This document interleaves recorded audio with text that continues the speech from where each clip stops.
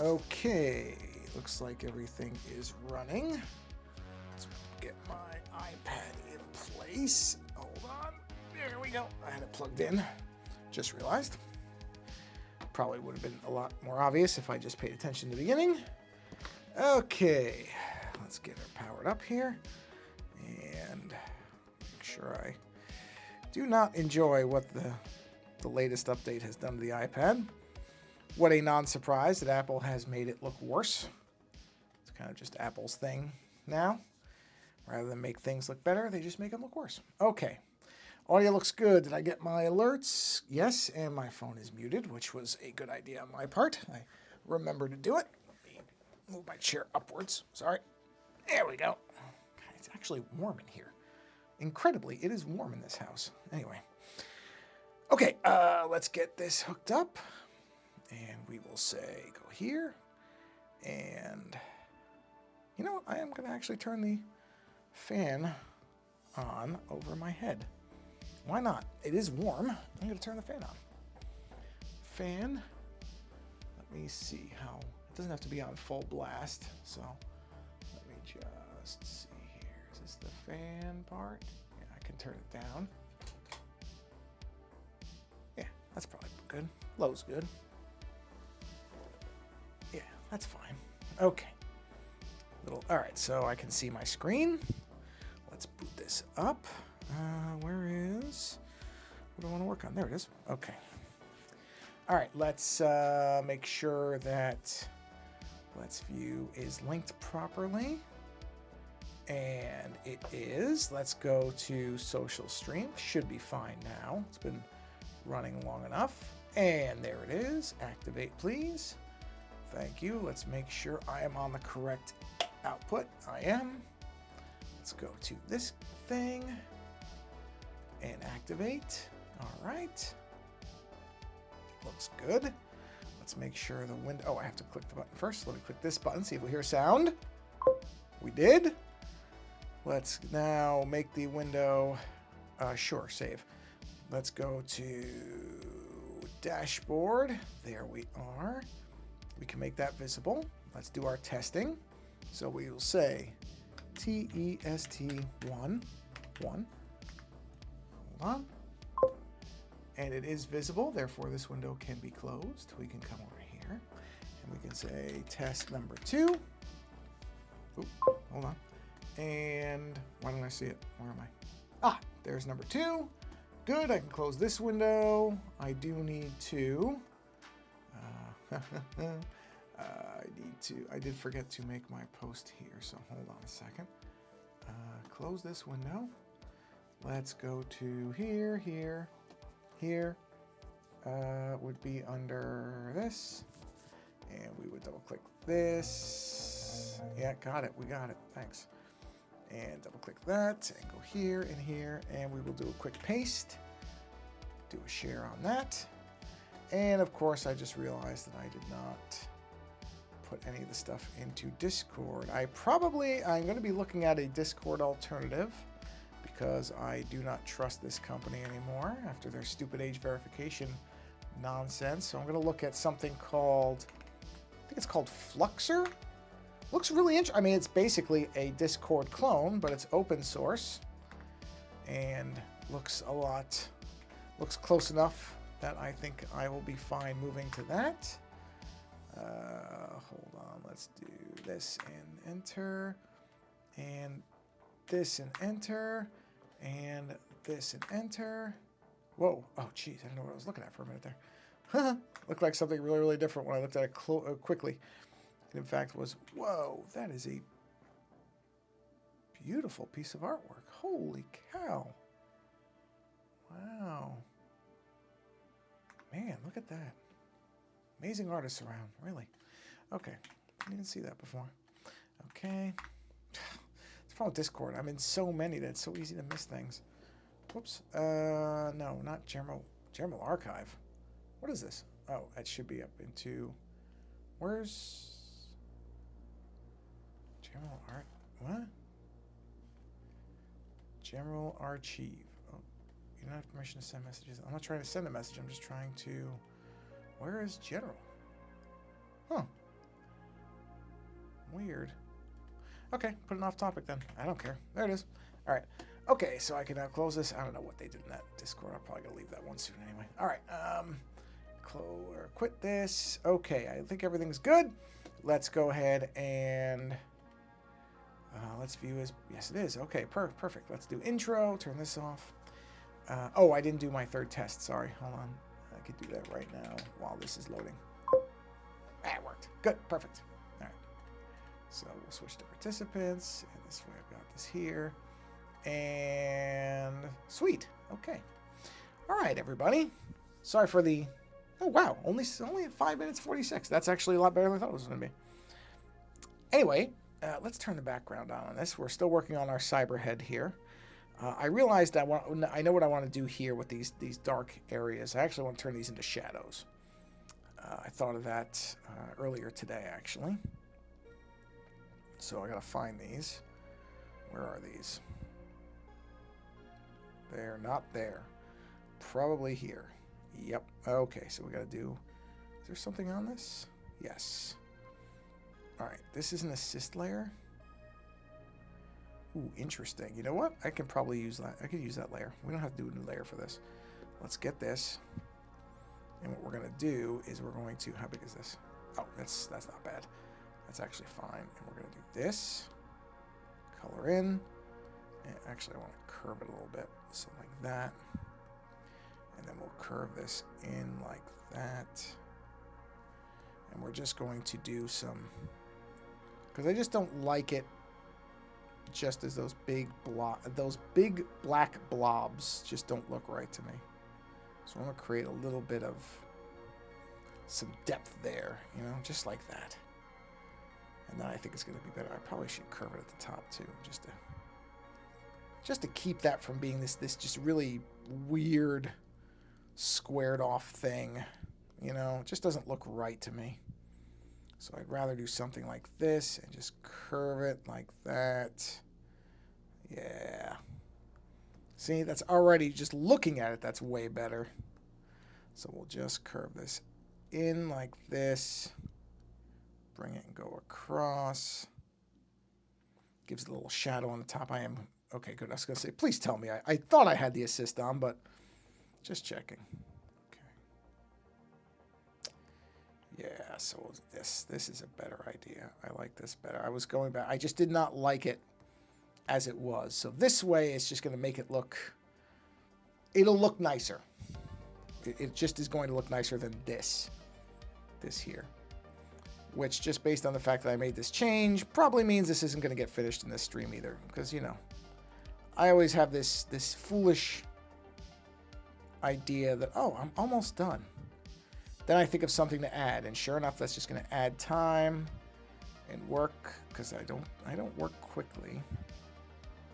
Okay, hold on a minute. So let's swirl that. Come on. Why is that fighting me so much? It should be really easy just to kind of curve this, bring it across. Of course, now I have to come over here because I zoomed in too much. And there. Okay. And then we'll just do this and come down. And then shave that around. And move that. Oh boy, that's ugly. But fortunately, it's very easy to fix. Because this is all going to get blacked out anyway. So I could just come like this. There we go. So who cares? Line doesn't have to be straight. What was I thinking about earlier? I was thinking about the idea of being able to draw things without having to think about them too much. I don't remember what got me on this thinking. There was something that I think I watched a video and somebody was talking about the idea of drawing from imagination. And you know what? I wonder if I should curve it. I guess I should curve it on this end too. Now that I look at it. Actually, no. You know what? I don't mind it like that. It can look like it's going under the neck muscle. That's perfectly fine. But I was thinking about drawing from repetition and things I could draw. And there aren't many. There aren't, you know, some artists... Oh, that's what it was. I was thinking about the painting I did of the puzzle box from the Hellraiser films. And there's a lot of detail work in that. And it's honestly because I used, for the actual interiors of the box, I So I say somewhat because the transfer didn't work all that well. But I was using, I should say I was attempting to use, that line is really ugly. Hold on, I'm going to fix that. Nice. There we go. I was attempting to use white carbon paper, which I've had. My wife picked it up for me because I had asked her to get carbon paper when she went to a craft store. And she wasn't sure, I wasn't really specific, which is a good thing in this case because I probably would never have said get white because I've never used white transfer paper before. I never had a reason to. But she ended up getting one I don't know, sheet. No, it's not. It's more. Well, I guess it is one big sheet. One sheet of this white transfer paper. And when I went to do the puzzle box, I thought, oh, the white will work because it's on a dark background. This should work perfectly. Well, let me tell you something. Transfer paper, at least the carbon that I got, does not enjoy being on acrylic paint. It barely was visible. I'm not going to say it wasn't visible at all. It was a good guide. But what I ended up really having to do was I had this large printout of the box to get the proportions right when I did the outline, which I still managed to screw up, but luckily it didn't matter. And so I just literally held it up. And I had to kind of eyeball it along with what bit of the transfer I could see, which was not a lot, but it was enough. It was enough to make sure I didn't go wildly off in terms of size and spacing and all that stuff. It was just enough that it managed to keep it from getting out of control. So it worked out. And like I said, that white paper still did save me because without that, I would have had to totally eyeball it. And I'm pretty sure it would not have looked that good. As it was, it came out pretty well. But I was thinking about, because somebody said, oh, wow, you got the detail really. I'm like, yeah, that's not because I knew it. I didn't have it memorized.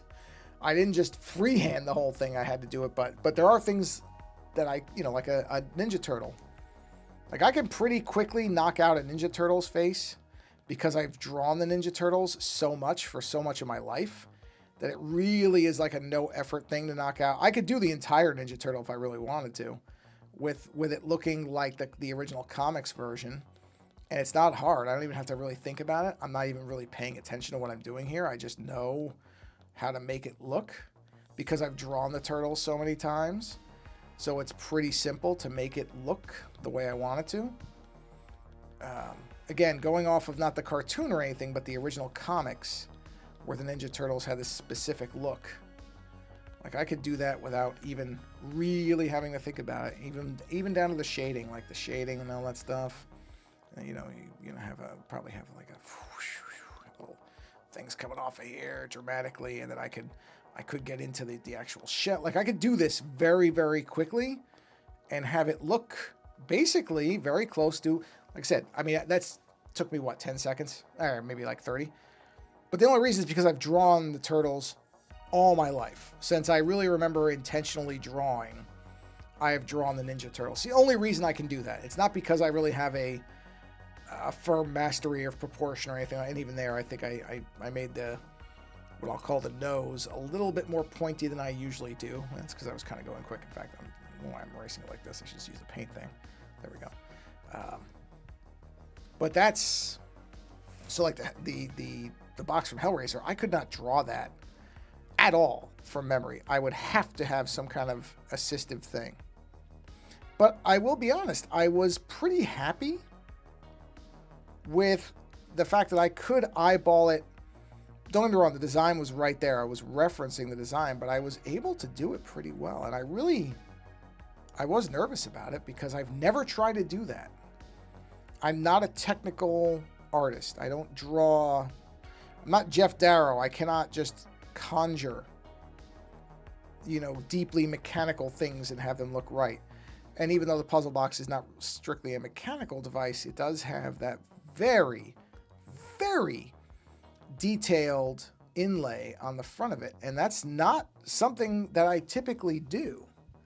So I really wasn't sure if it was going to work at all, to be honest. Oh, I missed some of I didn't put this coming up like this and that. So yeah, I got very lucky. It worked out. Or it is, I will give myself, which I don't often do. If you've seen these streams, you know this is not something I typically say. But I will grant myself the possibility of this, that maybe at this point in my life, I have developed enough of a drawing skill that I was able to do it. Now, I don't think it's really that. I think it's a combination of things. I don't want to give myself too much credit on that because I don't. But yeah, that looks already better than just the lines the way they were. But it came out really. The more I look at that Hellraiser painting, the more I like it, and I have determined that I'm going to do another one based on the Hellraiser 2022 sequel / remake / reboot / whatever, and use that box. Same type of painting in its basicness, in the basic forms. Although I'm going to do, instead of hard straight lines, I'm going to do curved lines. I actually ordered some pinstriping tape, and that will be coming, I think, tomorrow. Which I've never used before, but it's made to curve a lot more than the normal tape is. So that's the idea. I'm just looking at this for a minute. I think I like it. I'm just looking at it. Actually, I'm looking away from it for a minute before I look back at it and see if it's what I want it to be. But I'm pretty sure. I think it's where I want it to be. Yeah. So, okay.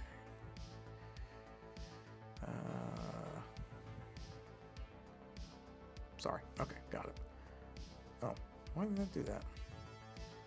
Sorry, I was just adjusting something on my system in the background because I noticed it didn't look quite right. For whatever reason, when I adjusted it, it still didn't look quite right, although it didn't look quite right in a different way. Anyway, that doesn't mean anything, so let's get back to this. Okay. So yeah, I don't know. The important thing, however it happened, the thing, because I almost, did I talk about this on the last stream? I may have. I almost tanked the thing. I made this one error. And the only reason that the whole painting wasn't a loss, and it would have been, and this was right at the end, because it was gold paint, and there's just no way that you wouldn't have been able to see it. But fortunately, because it was acrylic, I'm going to drink of water really quick. Because it was acrylic, I very quickly was able to basically erase. I took a pencil with an old just rubber eraser, dipped it in a little bit of water, and I was able to just erase it off because acrylic and water do not, it just evaporates it. And since I did it right away, if I'd waited even a few minutes, that would have been it. And I could not have recreated the red because there was too much on top of it. So I was really happy. You can still, if you were to see it physically and you were to look close, you would see it. But it's so minimal for the painting overall that I don't care.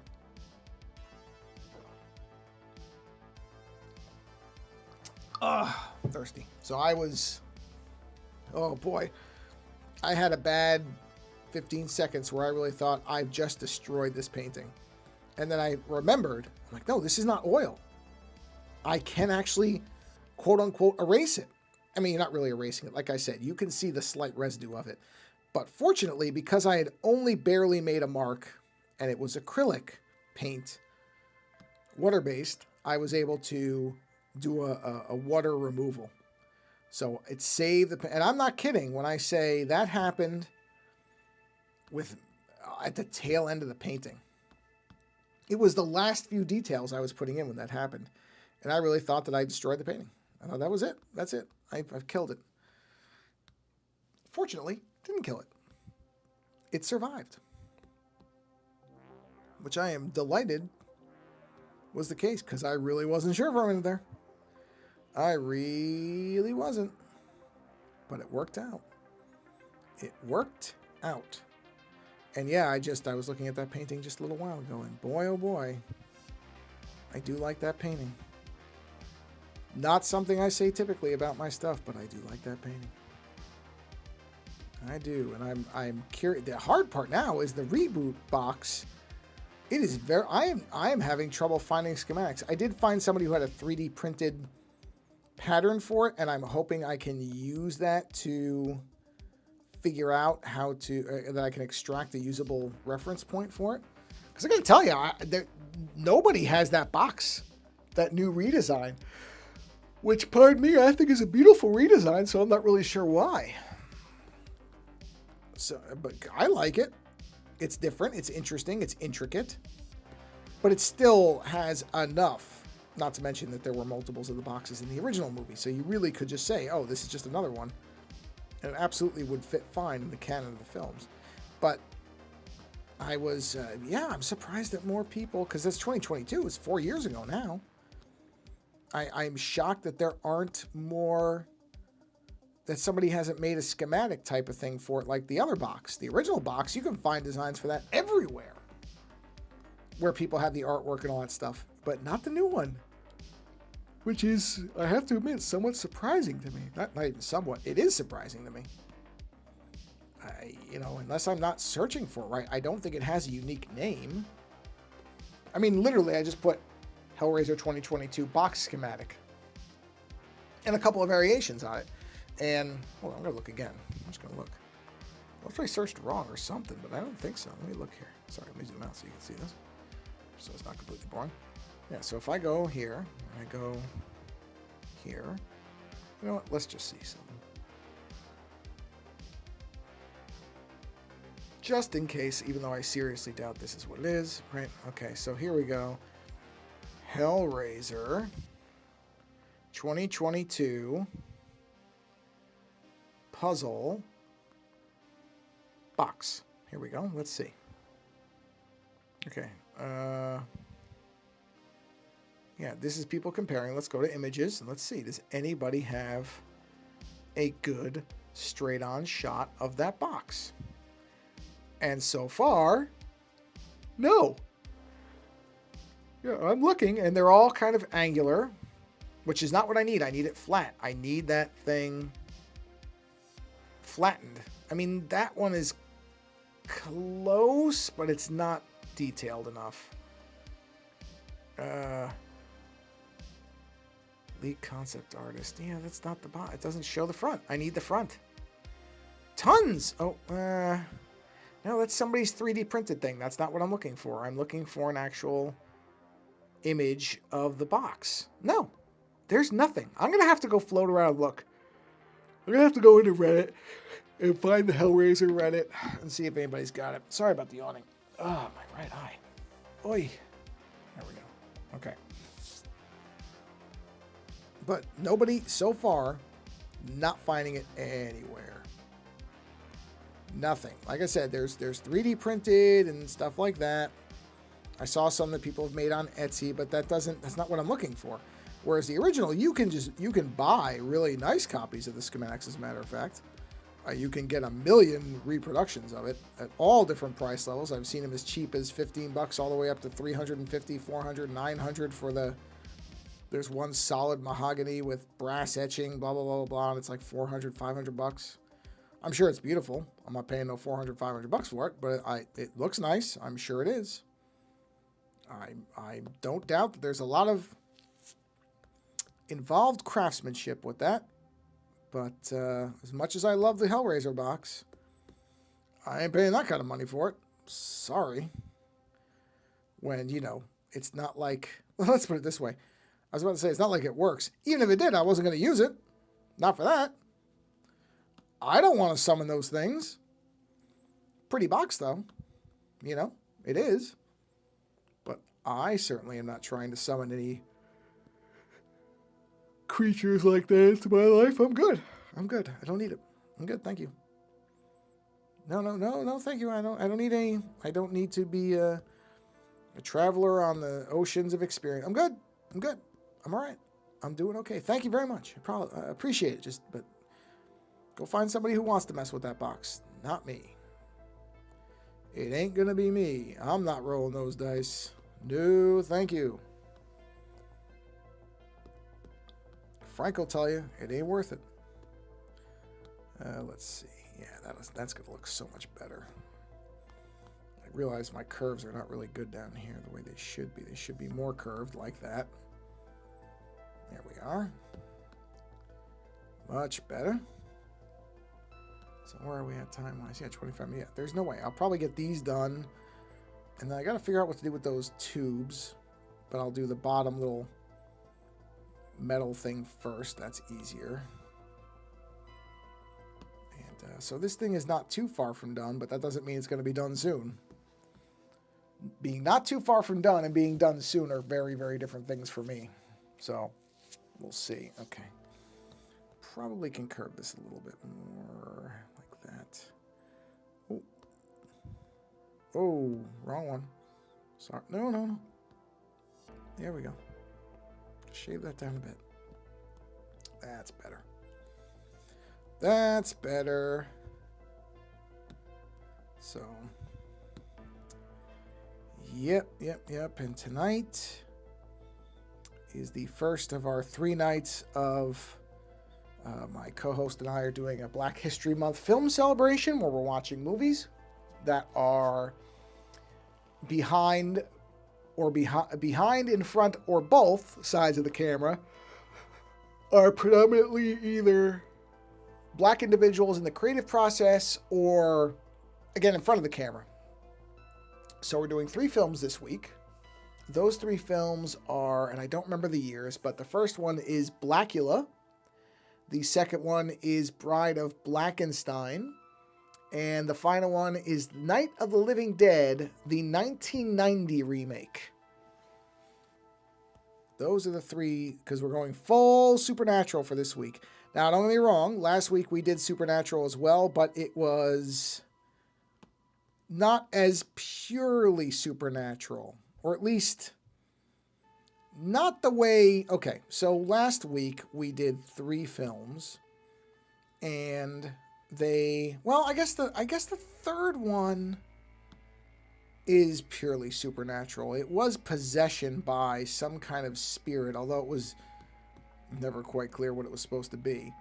But the other 2, which were Sugar Hill, 1974 Sugar Hill, very important, because if you just look up Sugar Hill movie, you're going to find the Wesley Snipes movie from 96, I want to say, something like that, 90s, which has nothing to do with the 70s one at all. It's sort of weird they reused the title, but I guess they just assumed most people hadn't seen the original Sugar Hill and didn't care, or whatever. I don't know, but it's bizarre that they reused that title.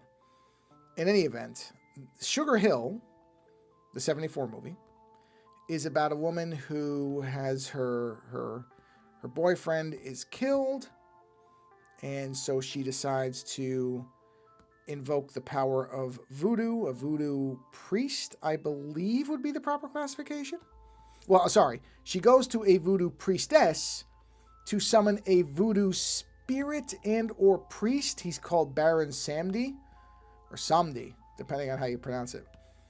I think the movie actually pronounces it 2 different ways. But in any event, she summons this spirit who is going to assist her in her vengeance. And the thing is with voodoo, because voodoo is... it's not a simply defined concept. So I don't know for sure. I really don't. So I'm admitting up front my lack of total information. I don't know that these... Hold on, I'm going to look up. Who Baron Samdi? Sunday. I don't think I pronounced it correctly.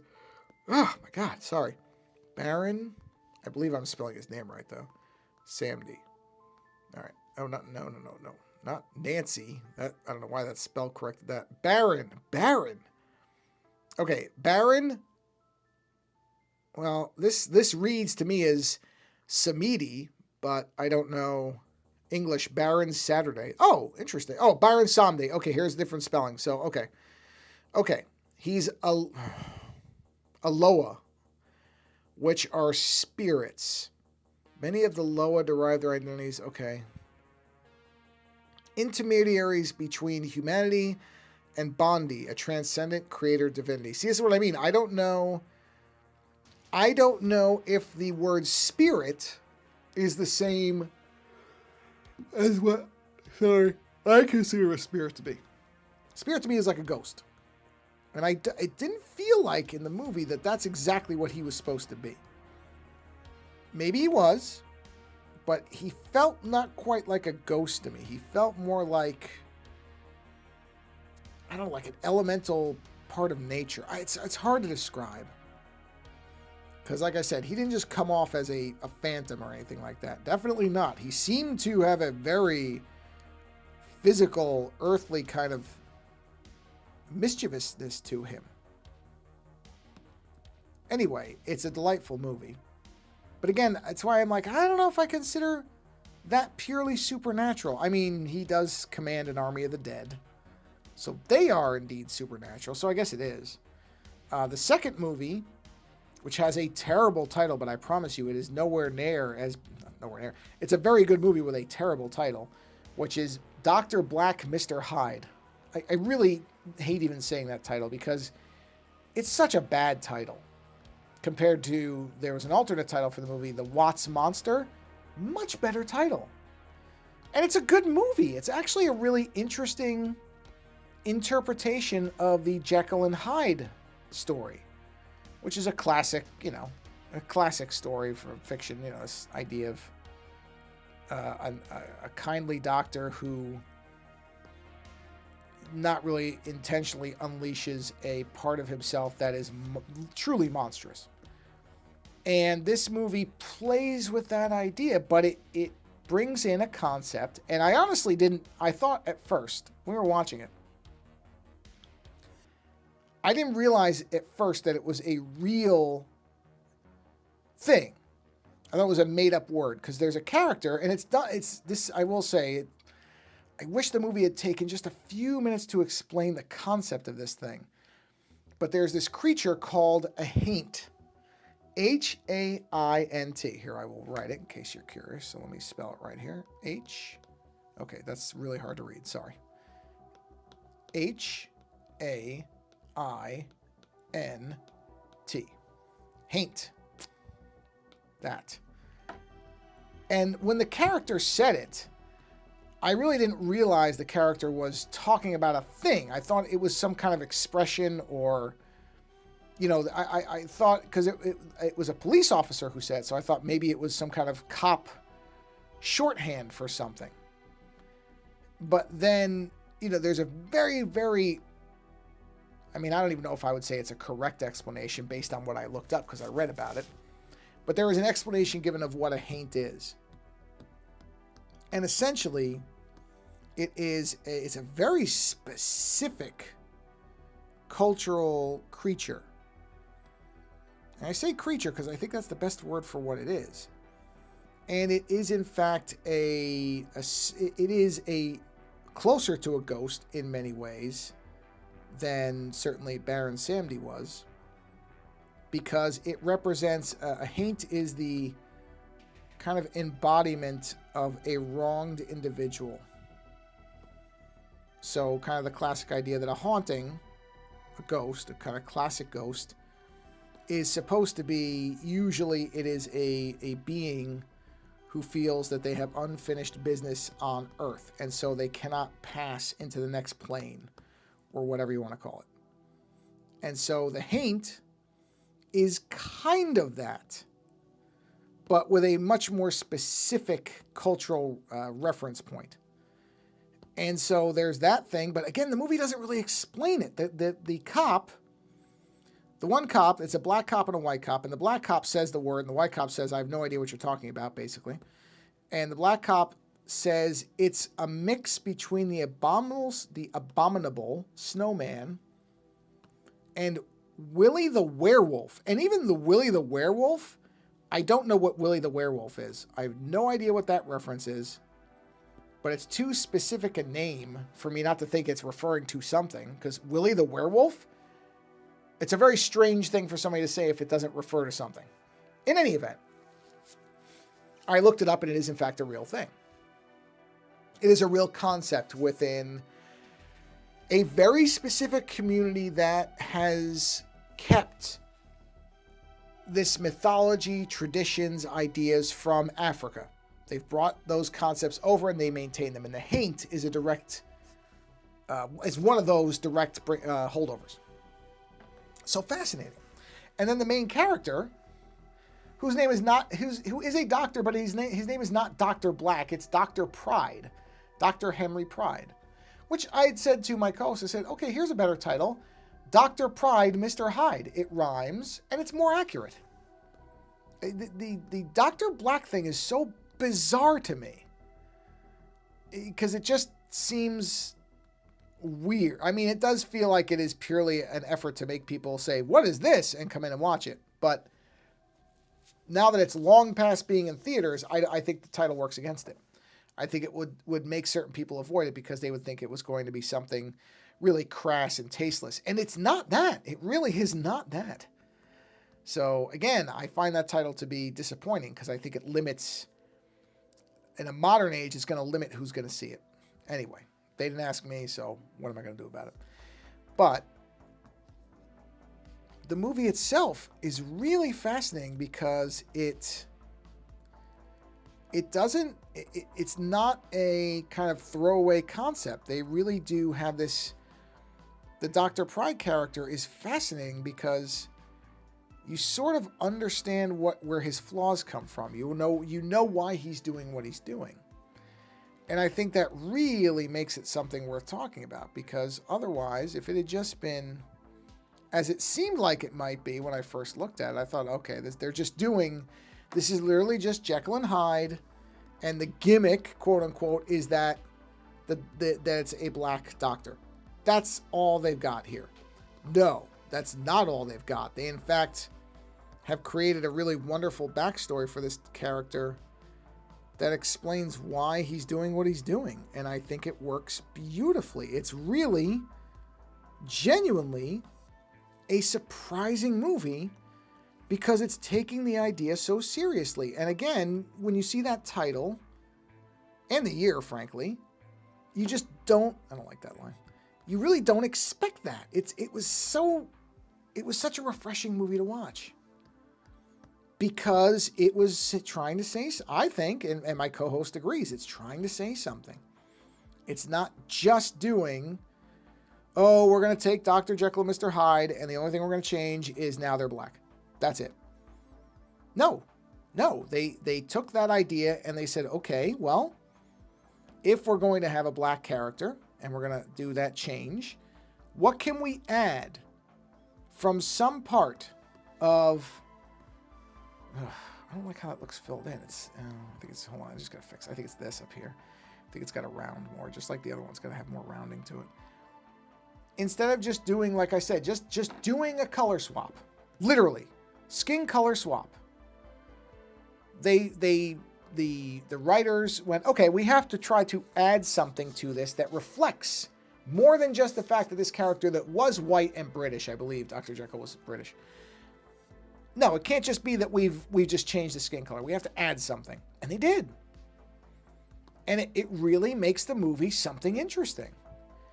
Because it does leave some things open to interpretation. At the end, you have to sit there and go, what actually happened here?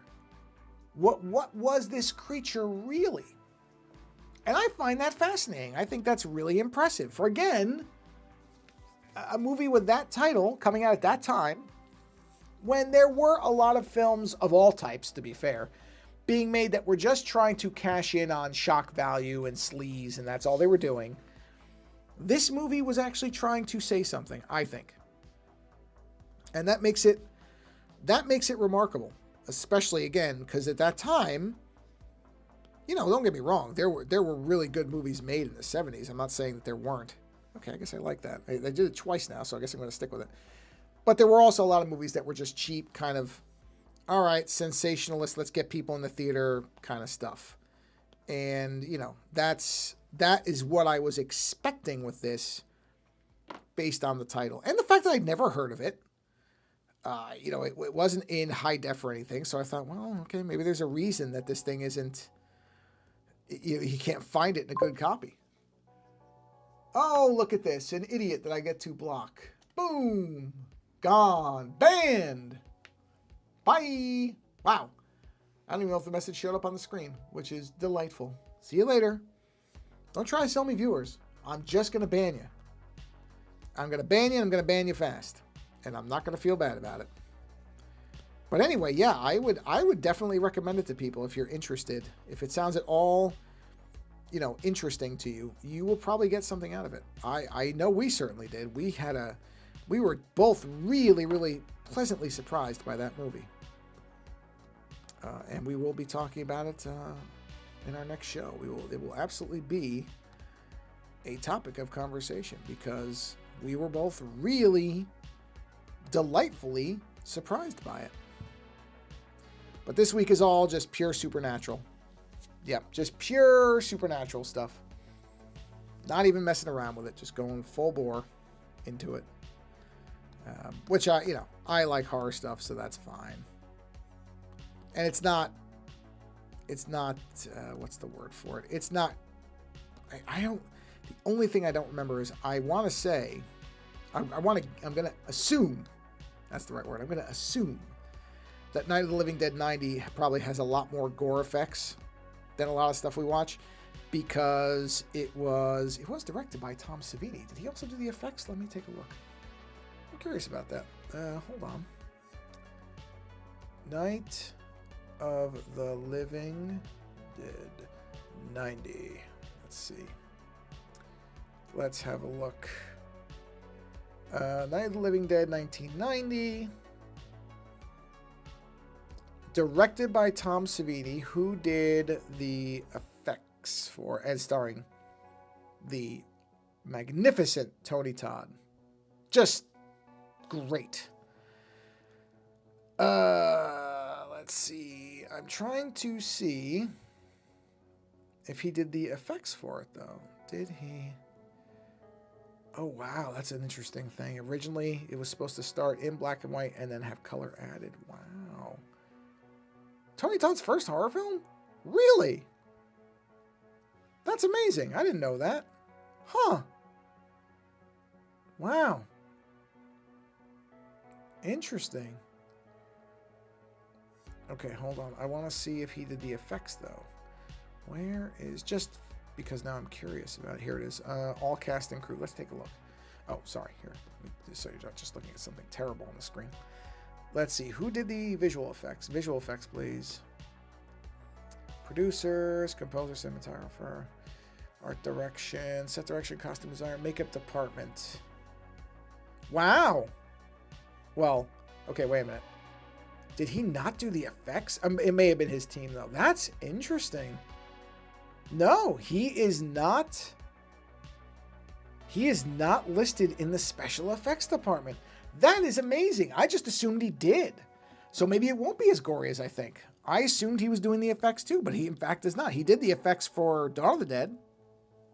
And I don't remember. I know he didn't do it for the original. I don't remember whether he did it for Day of the Dead.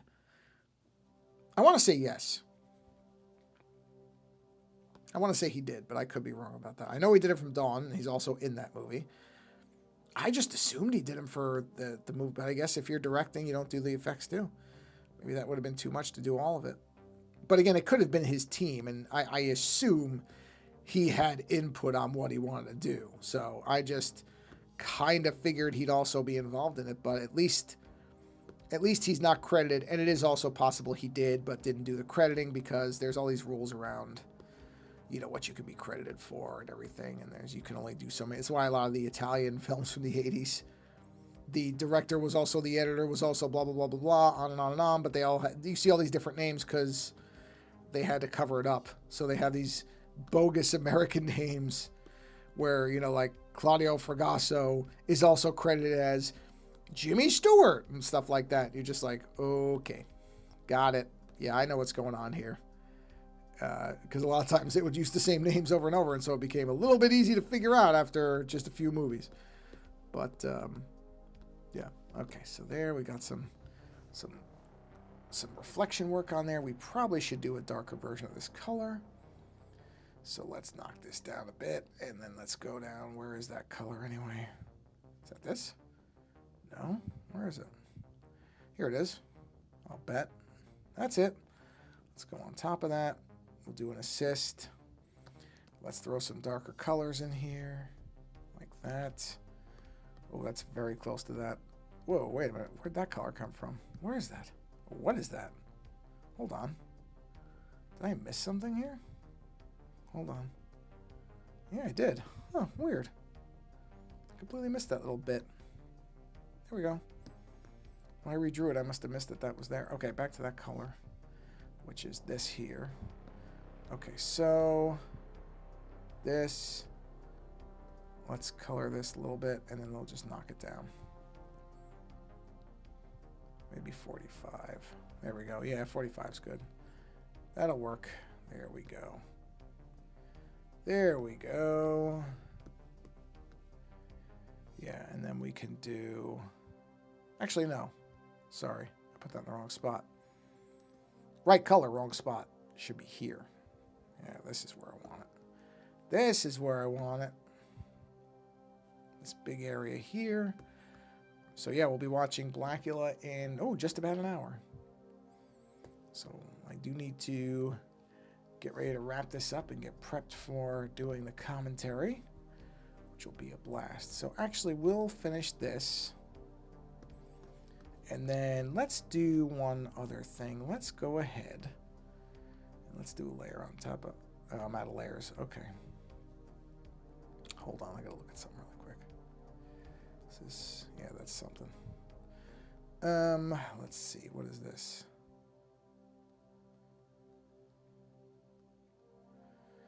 And that's a white... Those are white lines. Where's that?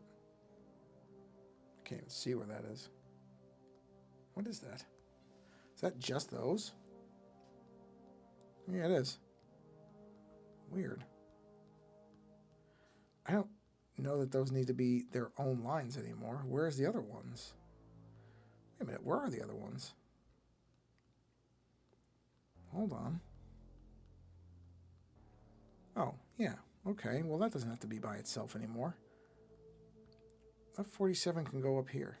And go with the other 47. Merge down. Those 47s can be together. Okay. So now let's go up one, and let's do just a quick... Let's give this... Oops, not that. Let's take this color, do that. Let's knock that color down. Again, we'll do a 45, something easy. And let's just do like... This is going to almost be like a crystalline thing. Oops. Oh. Hold on, I didn't sample the color after I did that. So let's go to 40. 40 is good, so see, that worked out. Now sample the color. Now erase. There we are. And now let's just kind of do something like that. Or no, not like that, sorry. It's very kind of old style comic book crystalline thing. In fact, I don't even need to do a turn the assist off. This should just be a circle. Right? Ellipse that or circle that. Grab it, center place it. Actually, wait a minute. Let me look at something. It should go the other way. I did it backwards. So they're going, wait a minute, why does it look wrong? Because it was backwards. It should be like this. It should be the bottom of it. Right? And then we'll center that. Oh, I forgot I did it in the same layer. You can't do it that way. Hold on. I can't do it that way because of the center layer. Because I'm out of layers. Hold on. Oy, this is the problem. Just got too many friggin' layers.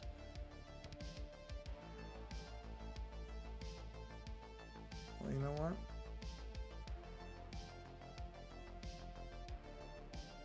Oh. What is this? Hold on. Oh, it's just those? It's just those circles? Okay, well, that's literally all it is. All right, that can come down here. Put that into the actual face. Those aren't changing. Put that there. Merge down. Okay. Now, I have to do another layer. And then I have to do a bottom circle. Actually, maybe an ellipse is good for this, to have like a curve to it. Well, no, it isn't, because it can't. There's no way I'll make it even. So we'll just do a circle. Do that. No. Ugh. Hold on. Okay. Oop. And circle. Sorry, I hit the right into the mic. So we'll do one there. Oh, no. I'm not trying to change the size. Why can't I center this now? Hold on. Why is it not centering? There. Center it. Right. And then we'll do so I gotta go back to this, which I want to turn the assist on. And now we'll just give that a bit of a wave. Or not a wave. Sorry. We'll give it more like this. No, not like that. Ah, yes, I got it. Kind of the counter circle. Right. That's all going to get filled in. That's going to be on the bottom. We'll do a little bit of a wave in there. And okay, so now let's get the brush. We're going to fill that in. We're going to fill all this in. And it doesn't matter if it's really perfect, because again, it doesn't matter. Although that part, I do like this little curve here, so I'm going to keep that. Right. Let's get this brush back. Do that. Keep that there. Right. Well, I guess it wouldn't have this on the bottom. It would just be like that. Yeah, that's better for like a crystalline thing. Okay. Yeah, we're good with that. So now we can merge those together. And there we go. And it's not done, as I knew it wouldn't be, because of course not. But it's getting there. It's getting there. But on that note, we are at an hour about, and I have to get prepped. So let me do this. And we'll turn all this stuff off. But we're getting there. It's moving along, which is what, that's all I can do is keep it moving along, and it is doing that. So, yeah. Well, everybody, thank you for hanging out, as I spent a ton of time not getting what seems like much done on my image, but what else is new? Appreciate you coming by, and if you're watching this later, I appreciate that too. I am not a person who gets all that concerned about live numbers. So I do a live stream, but I assume most people watch it later, and that's perfectly okay with me. So thank you whenever you're finding this, unless you're selling users, in which case, get lost. I got no interest in you. But beyond that, if you're just hanging out to watch art and hang out, that's great. Welcome. And yeah, that's going to be it. So as I try to always remember to do, and I'm generally pretty good about it, I want to remind you that you should take the time to support a creator that you enjoy. I'm not talking about me. I'm doing okay. But there are a lot of creators out there who are trying to make a living at being creative. And the reality is that is an exceptionally difficult thing to do. Generally in history, it has been. There have been these rare times, where being an artist, if you could find a patron or a wealthy backer, or your stuff just got popular, then you could make a living at it. But generally, it's pretty tough. And, with all these generative tools and all this stuff going on, it doesn't seem like it's going to get any easier anytime soon. So in whatever way you can support a creator that you enjoy, take the time to support a creator that you enjoy. And that can be monetary if you have the money to support them by a donation or something like that, or buying their work. Yeah, do that. Absolutely do that. But it doesn't have to be that. It can be that you just reshare their work so other people can see it. So people who may have money that they can spend will do it. And you've still basically delivered that help to that person. Just because it wasn't you, it doesn't mean you didn't get their stuff in front of the right set of eyes. So again, that's valuable. You follow them so that they can see that their work is valued by somebody. Even just a follow number. Even if you never comment, never say anything, just them seeing that people are following them and looking at their stuff is really, really important to a lot of artists. And if you can't do any of that, then send a note. And it doesn't have to be a novel. Just send a sentence or two saying, oh, I really like your work, and I just wanted to let you know. That's it. That sentence alone, depending on, because there are artists who will get to points where they wonder if they should just stop. Happens to most artists who are not immediately successful, will have points in their life where they're going to sit there and go, I don't know whether I should even bother doing this. Does anybody even care? Which is a terrible thing, because all art is valuable and all people's output and their perspectives are all valuable, but it's very easy to lose sight of that. So just you sending a note to those people could do a lot for them. It seems like it's not much, and there are people who get held up and they're like, well, if that's all I can do, I'm not going to bother. That's nothing. It's not nothing. It's not nothing. It matters. So whatever you can do, take a few minutes and do it. It really is that important, and it's something that, you know, we should all try to do for each other in terms of supporting each other. So on that note, I'm going to get out of here. So again, support a creator that you enjoy, because it's really easy to just assume they're always going to be there. And you never know, one day they might not be for whatever reason. So while you're thinking of it, while you can, while you have the ability and it's on your mind, take that time and do that thing. It does matter. All right, I'm getting out of here. So thanks for being here. Live or later doesn't matter to me. And until the next stream, I appreciate you stopping by. Until next time, take care.